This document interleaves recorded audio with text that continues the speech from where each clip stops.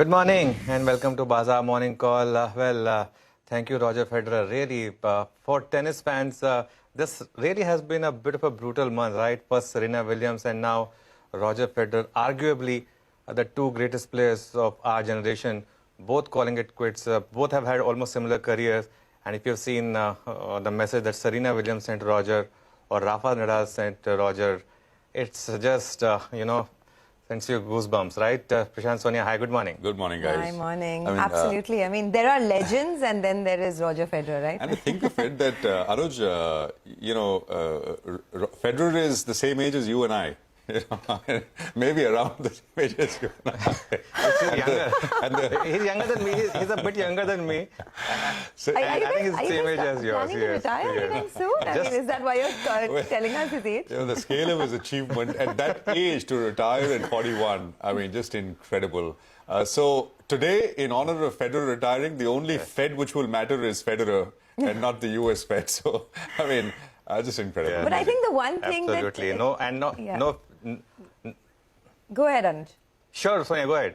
No, I'm just saying that the one thing that I learned from Federer and whatever limited games I watched is that, he never let a window of opportunity pass, right? I mean, even when there were games in which he sort of saw his defeat, he never let defeat cloud him. There was always that one streak of opportunity that he latched onto, and the never say die attitude is something that perhaps we'll all take away. Sonia, I'll tell you one thing. The Roger Federer, Novak Djokovic and Rafael Nadal, the difference between these three and the next three guys, say Andy Murray, Wawrinka or any other player, was in that just the mental strength. That's it. I mean, purely from the talent point of view, they all had almost similar talent. And of course, this was an era in which, so many players could not achieve the success they might have if they were born in another era. But hopefully for this generation, now that the legends are, going away, things will become slightly easier. But let's talk about the market now.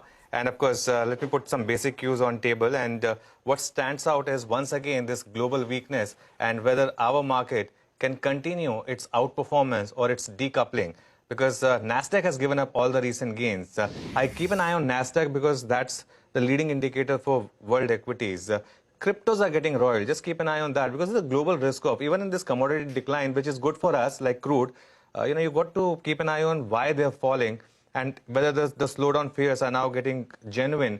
The FII flows have also dried up. In fact, for the last couple of days, we've actually seen selling.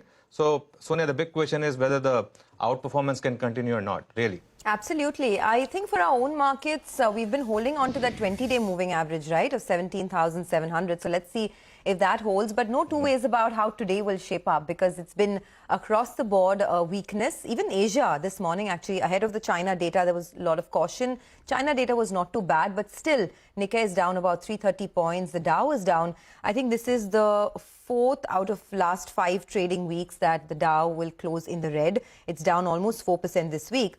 And a lot of the corporate news flow is now turning a bit violent, if you'd have to say that. Look at FedEx shares. They were down 15%.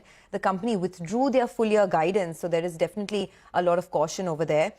In our own markets as well, both foreign and domestic investors sold in the cash market. So as you were saying, flows are perhaps drying up. A little bit of momentum is waning. But the Nifty has been consolidating around these 18,000 levels. So let's see if that holds. That's the question, right? We're getting into a big event.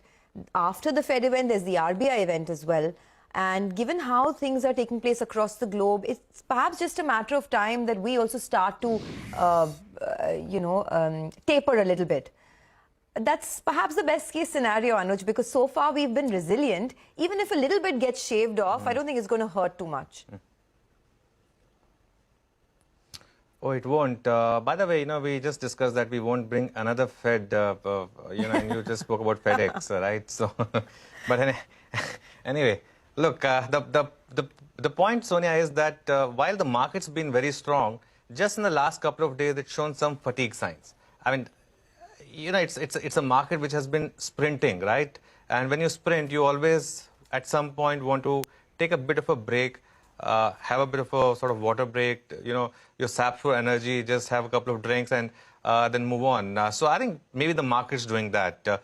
In terms of levels to watch, because this is a market in which levels have been defended, 17,771, which was the Wednesday low, when it looked like, everything was really turning bearish, and the Nifty defended that. So that really is your first line of defense. The 20-day exponential moving average is 17,690. So 17,690 to 17,770 is, my sense is, that is going to be the most important zone to defend. And as long as that zone is being defended, this is a market in which the texture is still buy on dips. If, and in an unlikely scenario, you close below 17,690, then that texture perhaps changes. And for that to happen, the Bank Nifty really has to give up gains, because the Bank Nifty has been very solid, very strong. Like we discussed yesterday, though, it's been in some kind of a parabola, and in that sense, it's very tough to make a fresh entry. The 5 and 10-day exponential moving average in the Bank Nifty is holding out. That zone is 40,450 to 40,850, 400-point band. But then the Bank Nifty has a habit of making 1,500-point kind of move. So you got to have that sort of broad band. In terms of the FI data, while there's been selling in cash market, I keep an eye on the F&O market, and there again shorts are being added. In fact, FIs are back to the highest shorts that they had recently. 76% short positions for FIIs. So again, in some sense, shorts do provide support to the market if the market holds out lows. But really, the big question still remains: can we have an environment in which the global market just keeps going down? The mother market keeps going down and our market keeps going up.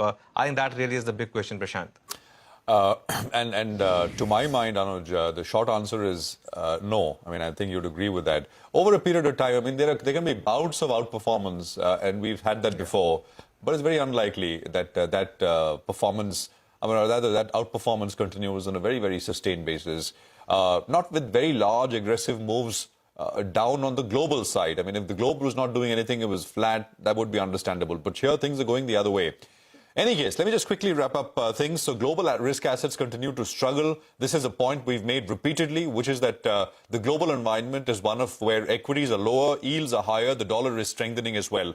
The dollar index, by the way, is still around or under the 110 level. And we'll see if that gets taken out. But broadly, if you just looked at dollar versus most global currencies last night, I mean, dollar was strong across the board. So that's something you want to keep an eye out on. We mentioned earnings from FedEx. The thing about the earnings from FedEx is that, it's a revenue-led earnings miss for the first quarter. In any case, the numbers which were expected were, I was just reading, were sort of supposed to be weak. But it's a 30% miss on top of the weakened moderate expectations that the street had. So it's a revenue-led miss, which does not bode very well. And that's a company which has got operations across the U.S. and in a way kind of tells you how the movement of goods and services essentially is happening.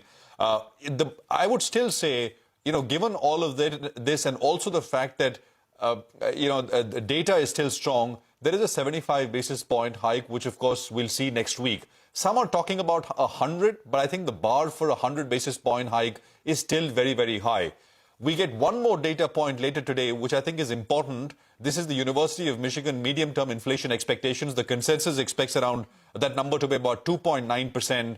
Anything over 3.2, 3.3%, I think that will bring the specter of 100 basis points next week right on the table, right up front. So, I mean, watch out for these, just one more data point. It's not as important as the CPI number. I mean, the CPI number was a game changer in the short term, as we understood earlier this week, as we came into this week. This is not as important, but I think it may solidify expectations even further if the number is substantially higher than this 2.9% in that sense. So, I mean, tough global environment. We'll see if that impulse to buy the dip starts to kick in once again here. Or, I mean, the market, after having seen this very strong outperformance, starts to consolidate a little bit. Sonia. Absolutely. Despite everything, right, we've had a very good run this week for our own markets. I mean, not only has the Nifty almost held on to that 18,000 mark, but for the week, I was just looking at the moves. A lot of these names, whether it's IndusInd Bank, Eicher Motors, SBI, Maruti, have all gained about 3 to 5% this week. So, give and take everything, it's not been such a bad show at all.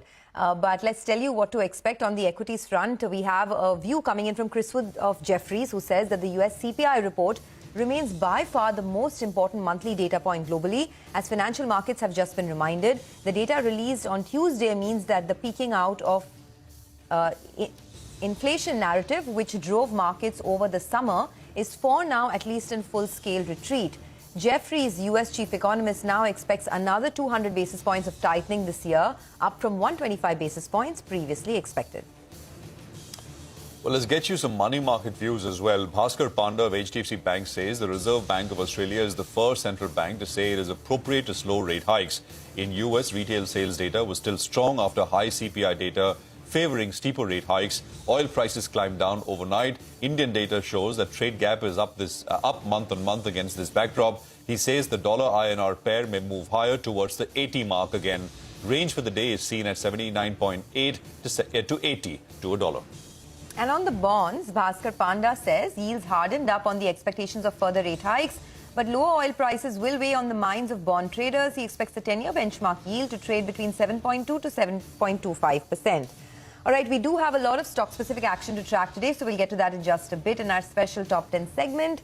Bharti Airtel, Reliance Industries, Tata Power, Adani Ports, VRL, Tata Metallics and Godavari Power are on our radar on the back of positive news flow. And you have Vedanta, ONGC and Oil India that are likely to open in the red. Okay, we've got a special voice now joining in.